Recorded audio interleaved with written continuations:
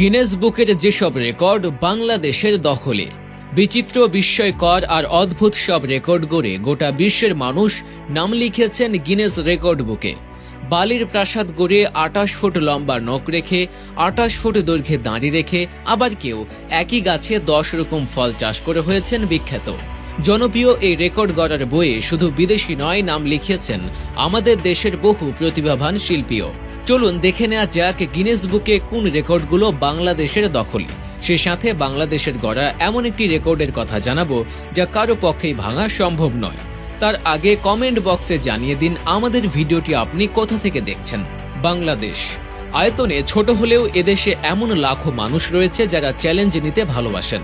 যেভাবে চ্যালেঞ্জ নিয়ে একবার দুবার নয় 8 বার গিনেস বুক অফ ওয়ার্ল্ড রেকর্ডে নাম লিখিয়েছেন মাগুরার মাহমুদুল হাসান ফয়সাল। ক্রিকেটার হওয়ার ইচ্ছে থাকলেও নানা প্রতিবন্ধকতায় ক্রিকেটার